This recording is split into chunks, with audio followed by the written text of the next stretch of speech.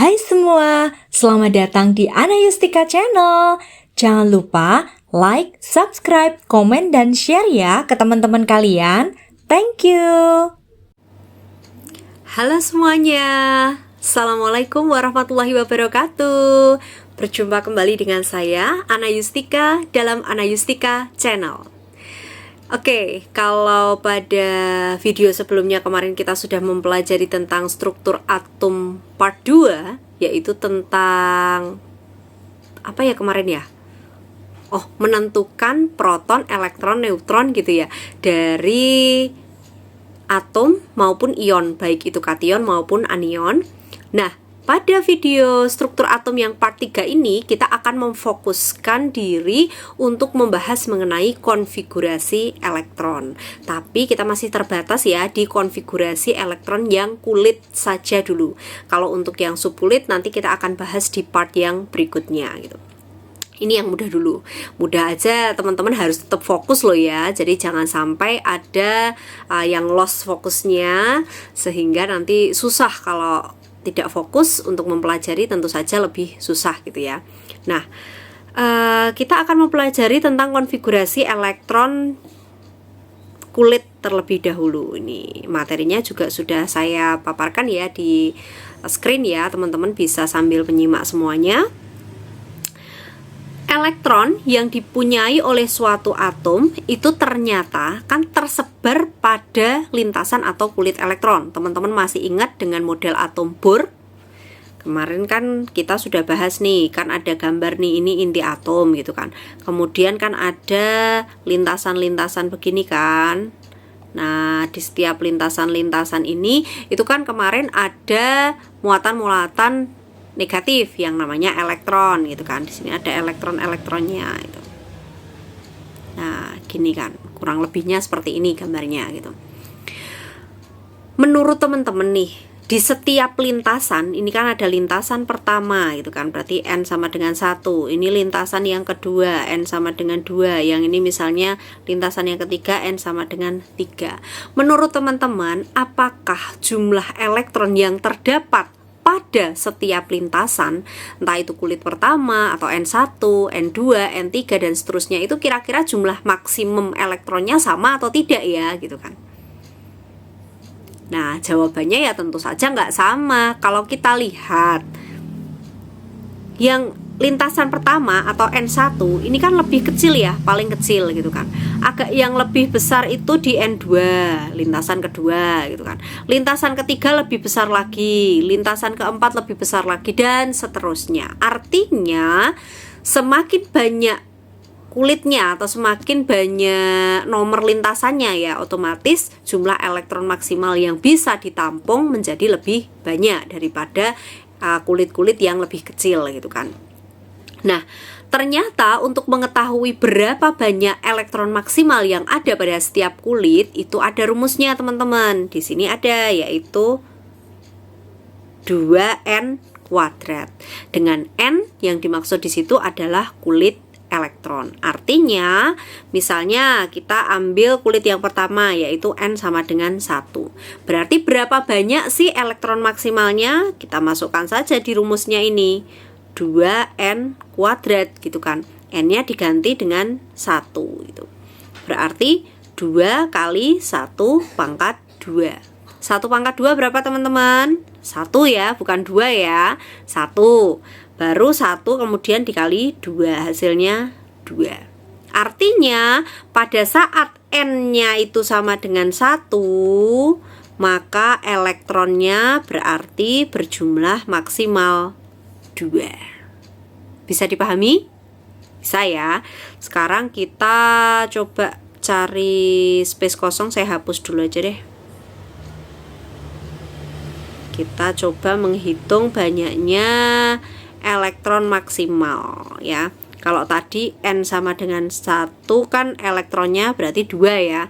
Sekarang kalau misalnya N-nya sama dengan 2, berarti kita masukkan lagi ke rumus tuh, 2N kuadrat, berarti 2 kali 2 pangkat 2. 2 pangkat 2 berapa? 4. 4 kali 2 berapa? Berarti 8. Artinya ketika N-nya sama dengan 2, maka elektron maksimalnya sama dengan 8. Misalnya lagi kulit ketiga atau N sama dengan 3, berarti berapa? 2, 3 pangkat 2. Berapa teman-teman? 18 gitu kan. Kemudian kalau N-nya 4 misalnya 2 kali 4 pangkat 2. Berarti berapa? 4 pangkat 2, 16 kali 2 berarti 32 dan seterusnya. Sampai sini bisa dipahami dulu ya. Clear?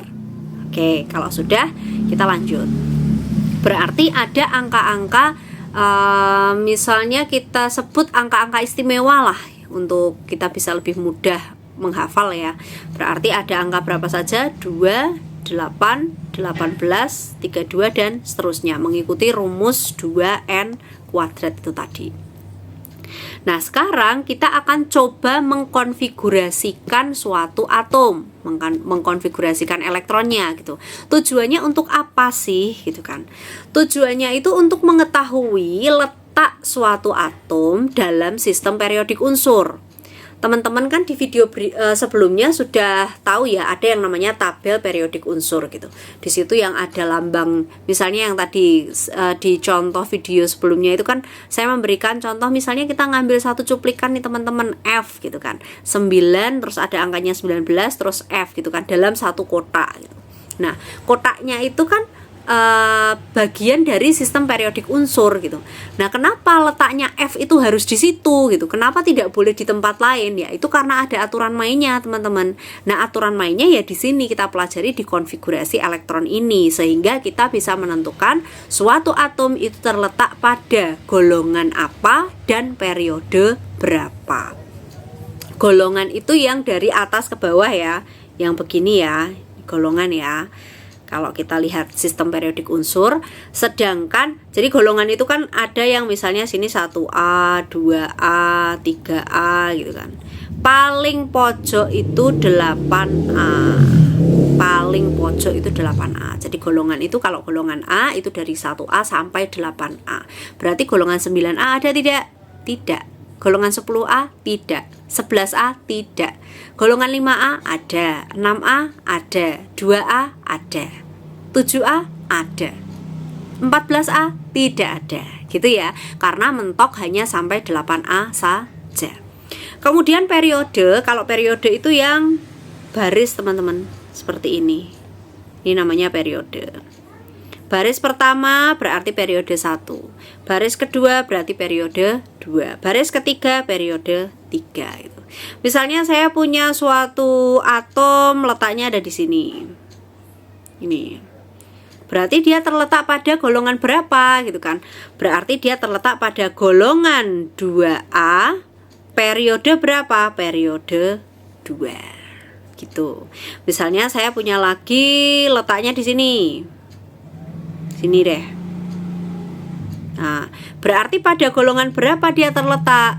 Pada golongan 1A, periode berapa? Periode 3. Nah, kita akan coba mengkonfigurasikan suatu atom sehingga kita bisa mengetahui letaknya dalam sistem periodik unsur. Sampai situ dulu bisa dipahami ya? Aman? Oke, sekarang kita coba. Ada contoh mana ya? Oh, ini deh, kita ambil contoh ini yang paling mudah. 7N ini misalnya ya. Di sini 7N. 7N itu berarti jumlah elektronnya berapa? Kan elektron kan kemarin kita sudah belajar ya, banyaknya elektron itu dilihat dari nomor atom ya.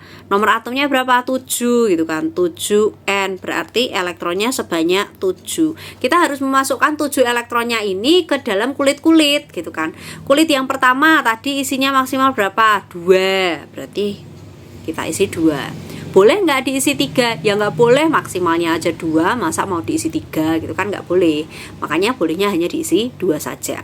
Ketika ada 7 kemudian sudah dikurangi 2, berarti tinggal berapa? 5. Nah, kita cek di kulit yang kedua, N yang kedua ini maksimal isinya berapa? 8. Berarti kalau ini tadi sisanya hanya 5, boleh nggak semuanya dimasukkan di kulit kedua? Cukup nggak tempatnya? Cukup. Berarti 2, 5 gitu. Dengan demikian konfigurasinya berarti sudah selesai. 2, 2, 5 gitu. Lalu bagaimana caranya kita bisa menentukan golongan dan periodenya gitu kan? Golongan itu ditentukan dari yang namanya elektron valensi. Apa itu elektron valensi? Itu kan. Elektron valensi adalah jumlah elektron yang menempati kulit terluar dari suatu atom. Elektron valensi adalah jumlah elektron yang menempati kulit terluar. Kulit terluarnya tadi yang mana kan ini toh teman-teman. Nah, sehingga elektron valensinya berapa? Elektron valensinya berarti sama dengan 5. Gitu, karena yang letaknya paling luar gitu kan. Nah, elektron valensi bisa digunakan untuk menentukan golongan dalam sistem periodik unsur. Berarti kalau elektron valensinya 5, golongannya juga golongan 5. Tapi penulisan golongan harus menggunakan angka Romawi. Diingat-ingat ya, penulisan golongan harus menggunakan angka Romawi. Kalau tidak menggunakan angka Romawi berarti salah gitu ya. Golongan 5. Karena saat ini kita sedang mempelajari tentang konfigurasi elektron yang kulit. Kalau kulit itu kita masih terbatas di golongan A saja. Jadi teman-teman gak usah berpikir panjang, ya pasti golongannya golongan A saja gitu. Berarti 5A. Karena dalam sistem periodik unsur itu golongannya nggak hanya golongan A saja. Ada golongan A, golongan B, kemudian ada golongan lantanida, aktinida gitu. Tapi itu nanti kita akan pelajari selengkapnya di part video yang berikutnya. Sekarang kita masih fokus di golongan A dulu saja gitu ya. Golongannya berarti golongan 5A. Kemudian periodenya tahu dari mana gitu kan? Periode dilihat dari berapa banyak kulit yang terisi. Ada berapa kulit berarti ini yang terisi?